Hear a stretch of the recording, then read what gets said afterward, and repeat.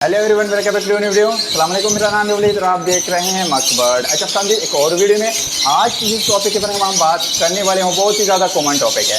अगर आपके पास love bird है और आप उनकी ब्रीडिंग लेना चाहते हो तो आपको भी ये बात पता होगी कि ब्रीडिंग से पहले हम उनकी पेयरिंग करते हैं और सबसे ज़्यादा मुश्किलात हमें उसी टाइम पर आती है जब उनके हम पेयरिंग करते हैं, जिनको हम बनाना चाहते हैं तब। तो हमारे पास भी लव बर्ड है, ब्रीडिंग का सीज़न स्टार्ट है, तो मैंने कहा इस टॉपिक पे अभी बात करना बिल्कुल सही रहेगा।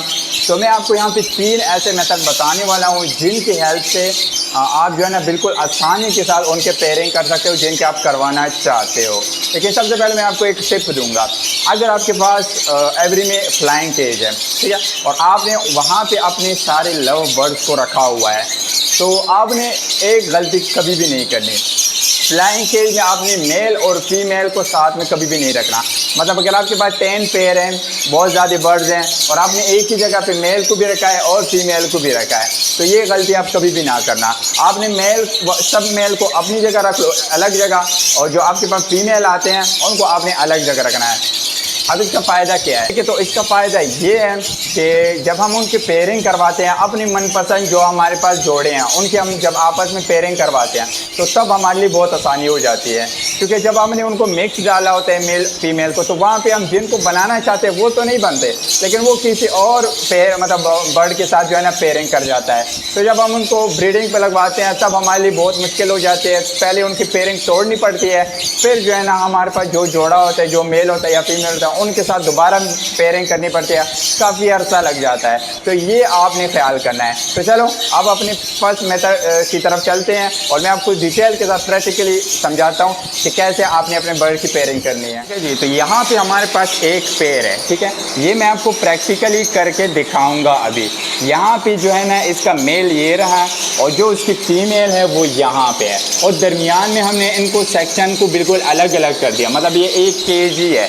वैसे अगर आप उनकी ब्रीडिंग लेना चाहते हो तो दरमियान में ये चीज़ हम नहीं लगाएंगे, अलग कर देंगे, लेकिन हमने पहले इनकी पेयरिंग करनी है तो इस वाली ये वाली चीज़ जो है ना ये यहाँ पे इनकी लगाई है। अब इसका फ़ायदा क्या है? देखिए, फीमेल की जो जगह है वो यहाँ से यहाँ तक हो गई, ठीक है, मतलब उसने अपनी जगह ये बना ली। इस तरह समझे ना, अगर आसान अल्फाज में मैं आपको बता दूँ, यहाँ पर फीमेल की हुकूमत चल रही है और यहाँ पर मेल की हुकूमत चल रही है, ठीक है।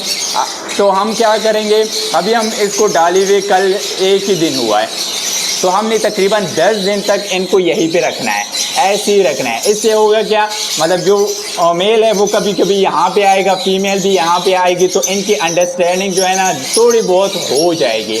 फिर उसके बाद हम करेंगे क्या, 10 दिन की बाद की बात कर रहा हूँ, हमने फीमेल को यहाँ से उठा के यहाँ से इस वाली सेक्शन के यहाँ पे डाल देना है। अब यहाँ पे हो गया क्या, ये वाली जो जगह थी ये मेल की थी, सही है, मतलब यहाँ पे मेल की हुकूमत चल रही। तो जब वहाँ से फीमेल आएगी यहाँ पे हम उसको डालेंगे तो फीमेल थोड़ा बहुत डरेगी मेल से, मतलब थोड़ी बहुत अंडरस्टैंडिंग हो जाएगी, नॉर्मली जैसे नहीं होती है, क्योंकि यहाँ पे हुकूमत किसकी चल रही थी, मेल की चल रही थी।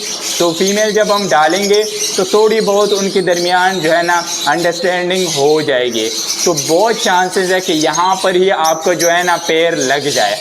अगर फिर भी नहीं लगा तो अब हम चलते हैं अपनी दूसरे मेथड की तरफ। अच्छा जी, तो अब दूसरे मेथड में हम करेंगे क्या, अगर आपके पास इस तरह के केज नहीं है, आप उनको पोर्शन नहीं बना सकते दरमियान में, तो आपने क्या करना है, अगर आपके पास दूसरा कोई सा भी केज है ना, उसका भी अब मैं आपको मेथड बताने वाला हूँ। जैसे ये वाला केज है हमारे पास, इसमें पोर्शन नहीं बनते, मतलब ये फुल एक ही जगह है, इसके दरमियान कोई भी चीज़ नहीं लग सकती।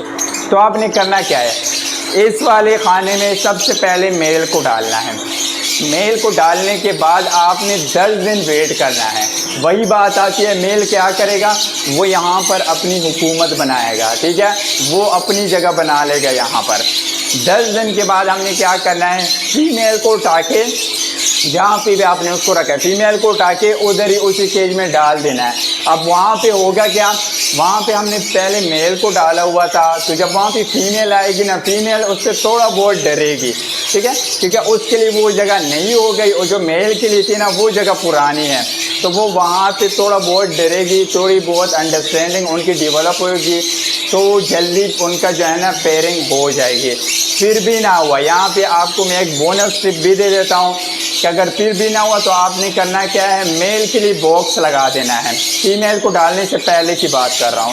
جب آپ نے میل کو یہاں پہ شفٹ کر دیا تو آپ نے کیا کرنا ہے، میل کے لیے باکس لگا دینا ہے. اب اس سے ہوگا کیا، میل جو ہوگا نا وہ باکس میں آتا جاتا رہے گا، وہاں پہ بھی اس کی حکومت بن جانی ہے. ٹھیک ہے، پھر آپ نے 10 دن کے بعد جو ہے نا فیمیل کو اٹھا کے یہاں پہ شفٹ کر دینا ہے. اور اس سے ہوگا کیا، جو ہے نا فیمیل جب باکس میں جائے گی تو وہاں پہ جا نہیں پائے گی. مطلب پہلے اس کو میل کے ساتھ جو ہے نا انڈرسٹینڈنگ کرنی پڑے گی، پیر بنانا پڑے گا، تب جو ہے نا باکس کے اندر وہ جا پائے گا. تو اس سے بہت چانسز ہے کہ آپ کو جو ہے نا پیر لگ جائے. اب جو لاسٹ میں آپ کو تیسری ٹپ بتانے والا ہوں، انشاءاللہ کنفرم آپ کی جو ہے نا پیرنگ تیسری میتھڈ کے ساتھ ہو ہی جائے گی، اگر ان 2 میتھڈ کے ساتھ آپ کا نہیں ہوا. جی تو ابھی آپ نے کرنا کیا ہے، جو تیسرا ہمارا بالکل فائنل سٹیپ ہے، جو فائنل میتھڈ ہے ہمارے پاس، جس میں آپ کا انشاءاللہ اگر اللہ نے چاہا تو آپ کی پیرنگ ضرور ہی ہوگی. اگر آپ کے پاس اس طرح کا چھوٹا پنجرا، جو کیج ہم اس کو کہتے ہیں، چھوٹا کیج اگر آپ کے پاس ہے تو آپ نے سب سے پہلے یہ لے لینا ہے. اس کے بعد آپ نے کرنا کیا ہے، آپ نے اس میں ڈائریکٹ میل کو بھی ڈال لینا ہے. ہمارے پاس یہاں پہ یہ والی فیمیل ہے، آپ کو دکھ رہی ہے، اور اوپر جو ہے یہ ہمارے پاس میل ہے.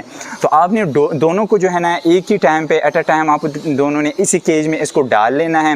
اور اس کے بعد آپ نے کرنا ہے کیا ہے، اب اس کیج کو آپ نے ایسی جگہ رکھنا ہے جہاں پہ اگر آپ کی فیملی ہے یا آپ کے اور افراد ہیں تو جہاں پہ ان کے آنا جانا بہت زیادہ لگا رہتا ہے. مطلب جیسے ہمارا گھر ہے، بالکل مین دروازہ ہے، تو وہاں پہ ہر بندہ آتا جاتا رہتا ہے. تو یہ ہوتے کیا ہیں، یہ ڈرتے ہیں ان سے.